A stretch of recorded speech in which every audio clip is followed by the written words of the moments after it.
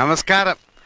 എന്റെ പേര് ദേവാരുണ്യൻ നമ്പൂരിപ്പാട് എന്ന് തന്നെ എല്ലാവരും വിളിക്കാറ്. അല്ല, ഇയാള് കല്യാണം കൂടാൻ വന്നതോ അതോ കള്ളനെ ഒരു പിടിക്കാൻ എക്സാം വന്നതോ? കഴിഞ്ഞപ്പോഴേ ക്ലാസ്സിലെ എല്ലാവരുടെ അവസ്ഥ ഇതായി. എല്ലാം കഴിയുമ്പോൾ ഇനി എന്താവോ എന്തോ. ഇന്ന് ഞാൻ റിവ്യൂ ചോദിക്കാൻ ചെന്നപ്പോഴേ എല്ലാവരും ഓട്ടമായിരുന്നു, ആരും നിന്ന് തന്നില്ല. എക്സാം എങ്ങനെ ഉണ്ടായിരുന്നു? അല്ല, എങ്ങനെയുണ്ടായിരുന്നു പറയൂ.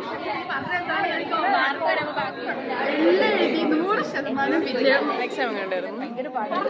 പറ, എങ്ങനെയുണ്ടായിരുന്നു എക്സാം?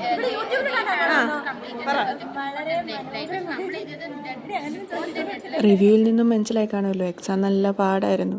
എൻ്റെ വിഷമം മാറ്റാനായിട്ട് അഞ്ജലി എല്ലാവർക്കും മധുരം കൊണ്ടു തന്നു. ശബരിമലയിലെ അരവണയായിരുന്നു.